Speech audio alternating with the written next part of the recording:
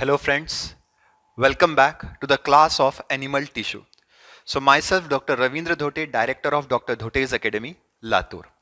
तो हमने last video में एनिमल टिश्यू चैप्टर का इंट्रोडक्शन किया था जिसमें हमने ये जाना था कि पूरे ह्यूमन बॉडी में सिर्फ 4 टाइप के टिश्यू है, epithelial, connective, muscular, nervous.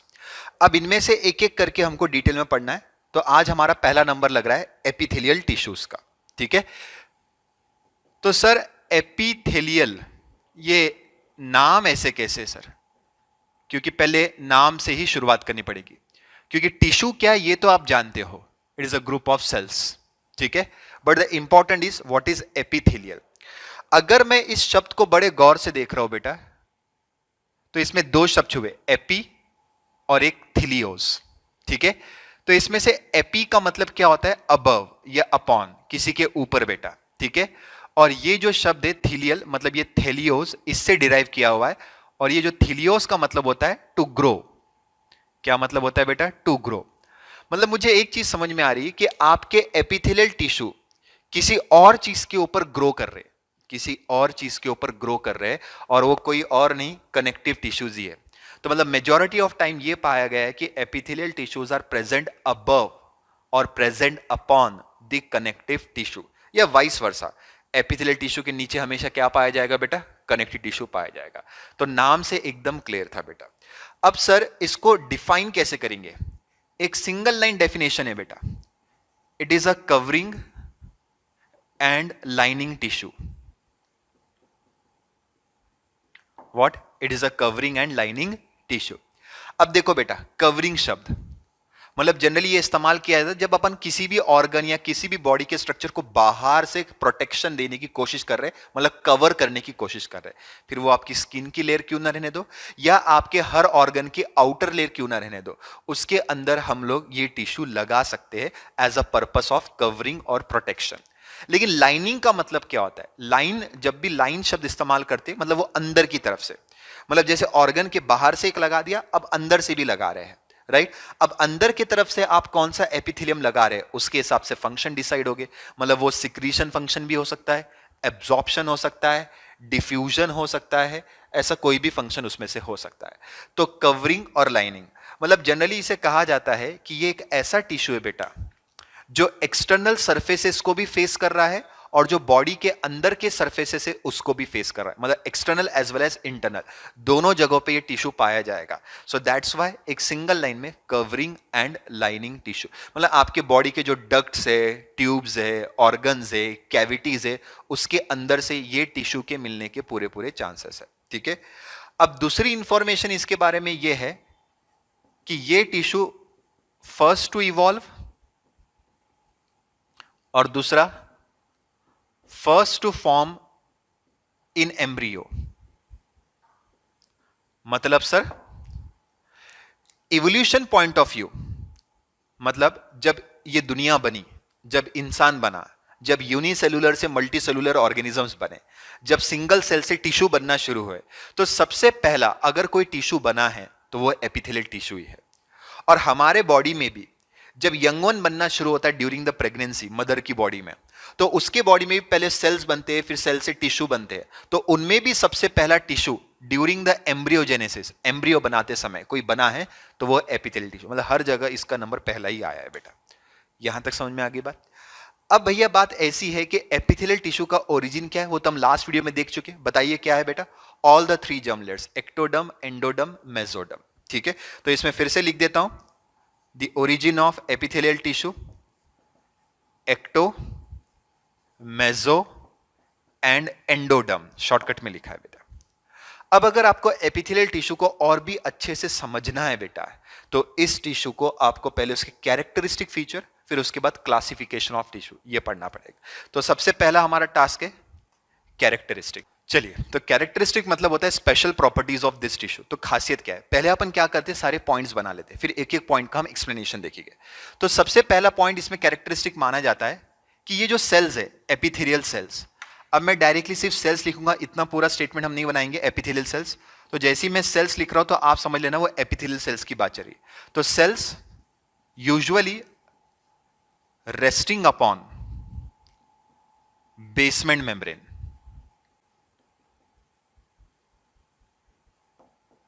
Basement membrane. तो ये सबसे बड़ा कैरेक्टरिस्टिक फीचर माना जाता है in case of epithelial tissue. अब बेसमेंट मेम्ब्रेन मतलब ये एक नॉन सेलुलर लेयर होती है। मैं इस आर्टिकल को बेसमेंट मेम्ब्रेन को अलग से पढ़ाऊंगा आपको, लेकिन अभी बता देता हूं ये एक ऐसी लेयर होती है जिसके ऊपर ये सेल्स रखे गए। फॉर एग्जाम्पल यहां पे बना देते हैं, ऐसी एक लेयर है और उसके ऊपर ऐसे सेल्स रखे गए, ये एपिथेलियल सेल्स है। तो this is basement membrane, right. अब बेसमेंट मेम्ब्रेन कौन से मटेरियल से बनी है, उसका फंक्शन क्या है, वो क्या क्या करती है, वो बात का इशू है। लेकिन आप एक समझ लो, epithelial cells without basement membrane कभी नहीं रहेंगे। बेसमेंट मेम्ब्रेन कंपलसरी है और ये बेसमेंट मेम्ब्रेन दूसरे किसी टिश्यू में नहीं रहेंगी, ना कनेक्टिव टिश्यू, ना मस्कुलर टिश्यू, ना नर्वस टिश्यू। ये एपिथेलियल टिश्यू का कैरेक्टरिस्टिक है। Okay, next. अब अगर आपने बेसमेंट मेम्ब्रेन के ऊपर सेल्स रखी भी है तो सेल्स अरेंज कैसे किए, वो एक अलग कैरेक्टरिस्टिक। जनरली सेल्स एक तो सिंगल लेयर या मल्टीपल लेयर में रहेंगे, लेकिन जितनी भी लेयर्स में रहे सेल्स कॉम्पैक्टली अरेंज रहेंगे, very close to each other. मतलब हम कोशिश करेंगे कि सेल्स के बीच में गैप ना रहे, मतलब विथ और without intercellular space. Okay, तो भैया अगला कैरेक्टरिस्टिक हो गया, cells are arranged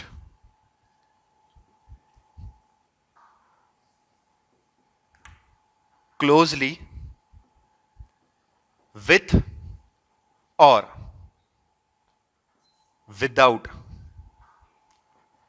intercellular spaces, with or without intercellular spaces। अब ये इंटरसेलुलर स्पेस बोले तो दो सेल्स के बीच की स्पेस, मतलब एक तो हम इतने नजदीक नजदीक सेल्स को अरेंज करेंगे कि बीच में कोई जगह ही नहीं रहेंगी, या तो फिर थोड़ी बहुत हल्की फुल्की जगह हो सकती है। जैसे कि मान लेते हैं कि यहां पे हमने सेल्स को एकदम नजदीक नजदीक अरेंज किया। अब मैं जानबूझ के ऐसा ड्रॉ कर रहा हूं कि ये एक सेल है और ये दूसरा सेल है। अब ये दोनों सेल के बीच में आपको हल्का सा गैप दिख रहा है, इंटरसेलुलर स्पेस। अब ये गैप भी नहीं दिखना चाहिए, इसलिए हम इसको बीच में कुछ ना कुछ ऐसा मटेरियल डालेंगे जिसकी मदद से ये आपस में ज्वाइन हो जाए बेटा। और ये मटेरियल को हम लोग बोलते हैं इंटरसेलुलर मैट्रिक्स या तो फिर इंटरसेलुलर सब्सटेंसेस। अब ये जनरली स्टिकी नेचर के होते हैं जिसकी वजह से दो सेल आपस में चिपक जाते हैं बेटा, ठीक है। तो अगला पॉइंट हमारा यही बनेगा कि अगर इंटरसेलुलर स्पेस है तो that is going to be filled by intercellular matrix.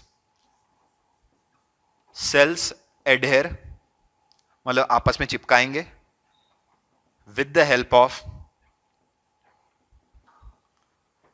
Inter cellular matrix,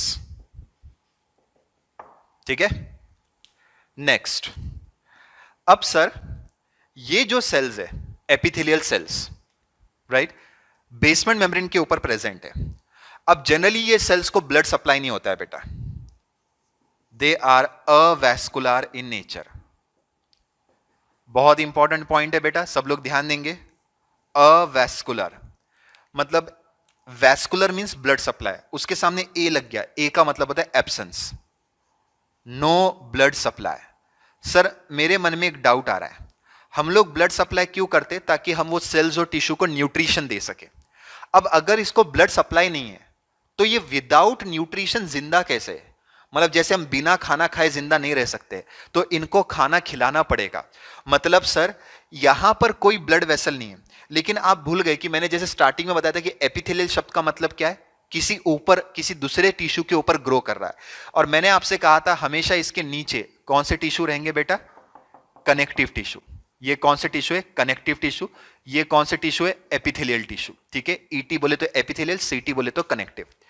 अब सर मैंने ये कभी नहीं कहा है कि आपके कनेक्टिव टिश्यू को ब्लड सप्लाई नहीं है, तो आपके कनेक्टिव टिश्यू को बहुत ज्यादा ब्लड सप्लाई, एक्सेस, मतलब देखो इसको खाने को नहीं मिल रहा है और इसको हद से ज्यादा खाने को मिल रहा है।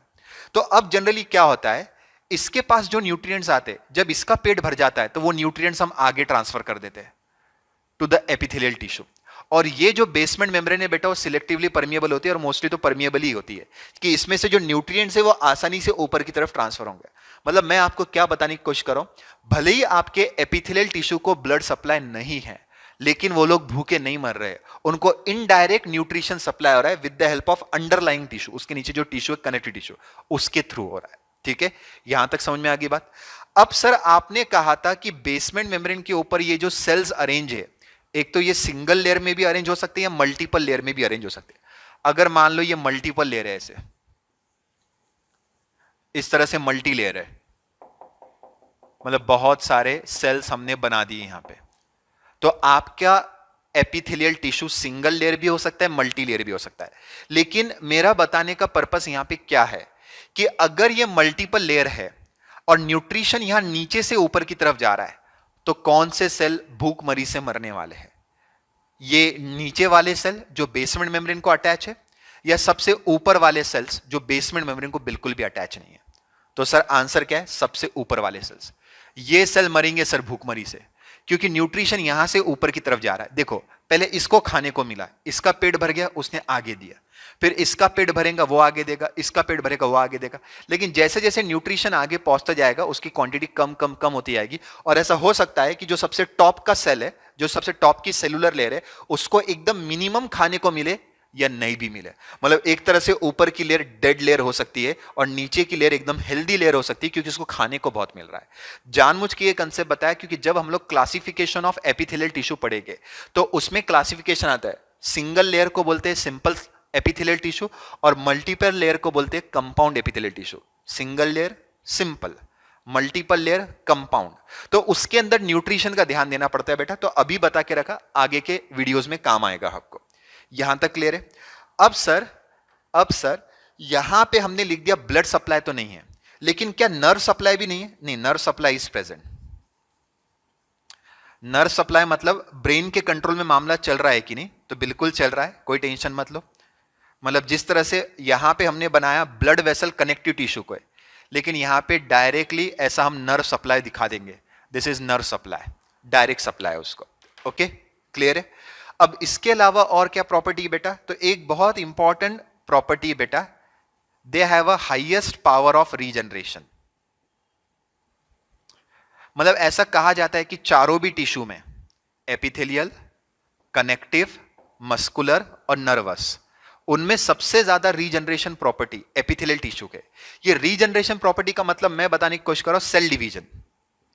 मतलब एकदम फास्टली डिवाइड करते हैं सर। मतलब सर मैं समझ नहीं पा रहा हूं। बात ऐसी बेटा कि अगर आपके कोई एपिथेलियल टिश्यू डैमेज हो जाते हैं या कोई एपिथेलियल टिश्यू मर जाते हैं, तो तुरंत उसका रिप्लेसमेंट होता है, वहां पे नए सेल्स आ जाते हैं। चारों टिश्यू में सबसे पुअर रीजनरेशन पता है किसका है? जो सबसे कम सेल डिवीजन या नहीं करता है वो है नर्वस टिश्यू।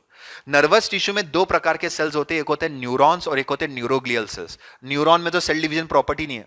मतलब आपको एमसीक्यू आ सकता है, highest regeneration property is seen in which tissue? Epithelial.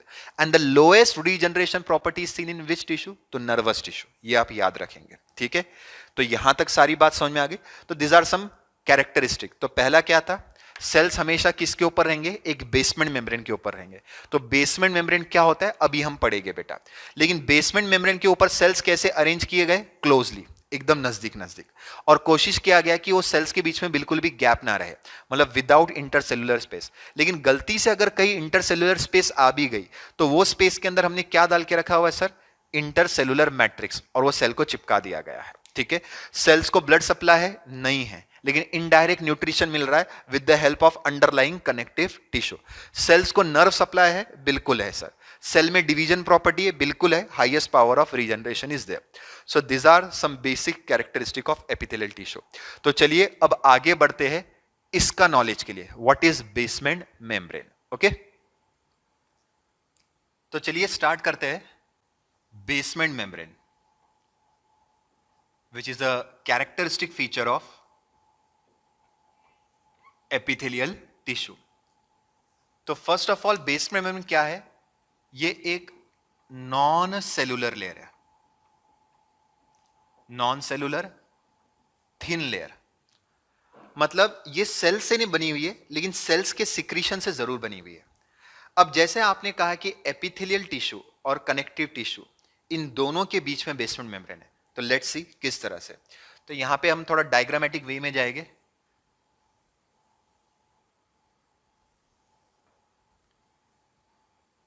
तो थोड़ा यहां पे मैग्नीफाई करके बनाया है, दिस इज बेसमेंट मेम्ब्रेन।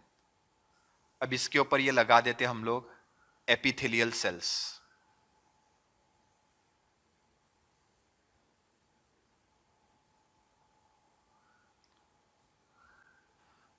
सो ये वाली जो साइट है वो है epithelial tissue,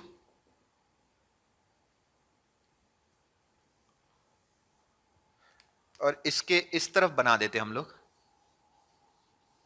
connective tissue, connective sales.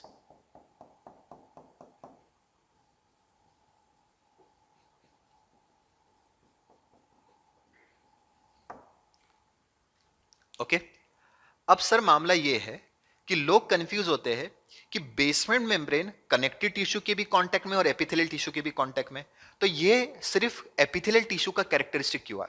क्योंकि आप देखो कौन से सेल इसके ऊपर रखे गए हैं, कौन से सेल उसके ऊपर रेस्ट कर रहे, तो वह है एपिथेलियल। ये लोग रेस्ट नहीं कर रहे, ये तो उल्टा वजन संभाल रहे आपके बेसमेंट मेम्ब्रेन और एपिथेलियल टिश्यू का। ठीक है, अब सर आपकी जो बेसमेंट मेम्ब्रेन है उसको बनाने में तो दोनों ने ही मदद की है, मतलब एपिथेलियल टिश्यू और कनेक्टिव टिश्यू का दोनों का कंट्रीब्यूशन है in the formation of basement membrane, but उसका फायदा ज्यादा कौन उठा रहा है? Epithelial tissue, right. अब देखिए बेटा, इसको हम डिवाइड कर लेते। तो ये वाला जो हिस्सा है सर, जो एपिथेलियल टिश्यू के संपर्क में बेसमेंट मेम्ब्रेन का, that is form by epithelial cells, तो इसको हम लोग क्या कहते हैं भैया? Basal lamina. क्या कहते हैं? Basal lamina. और ये जो नीचे हिस्सा है sir, which is formed by the connective tissue, this is going to be called as what? Fibrous lamina. So basal lamina and fibrous lamina. So first of all, basal lamina, it is in contact with epithelial tissue, मतलब it is secreted by the epithelial tissue. Fibrous lamina, it is in contact with the connective tissue, तो मतलब this is secreted by the connective tissue. मतलब sir इसमें है क्या ऐसा? अब इनके secretory products है, तो ऐसा कहा जाता है कि आपकी जो बेसल लैमिना है, it is made up of म्यूकोपॉलीसैकेराइड्स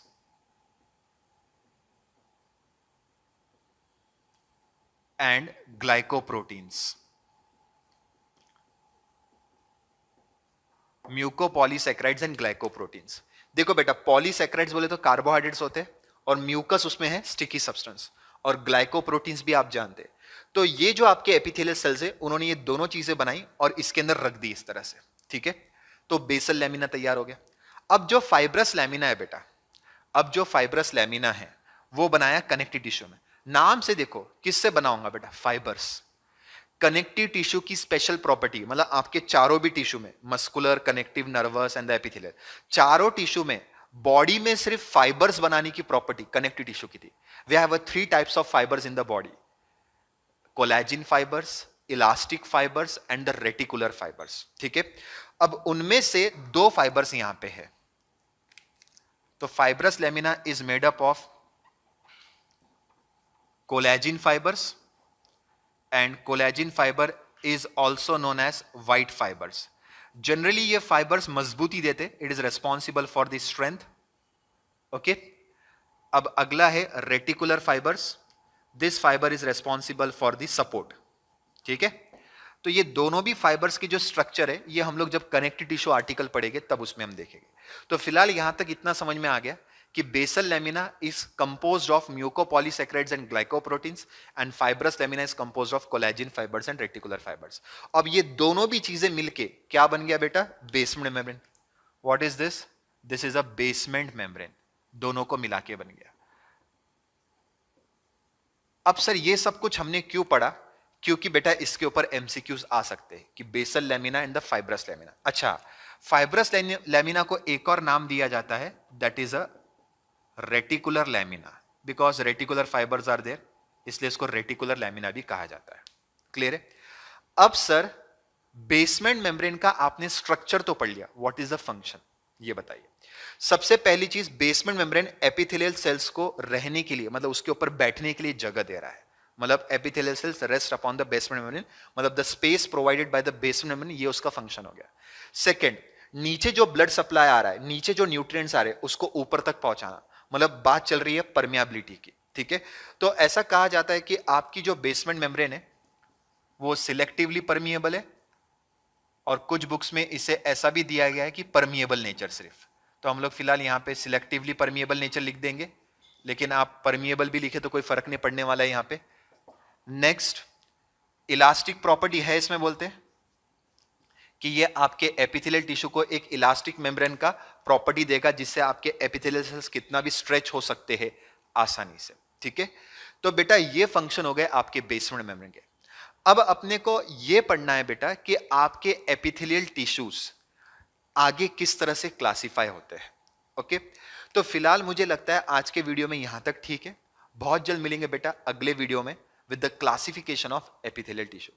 till that, thank you so much.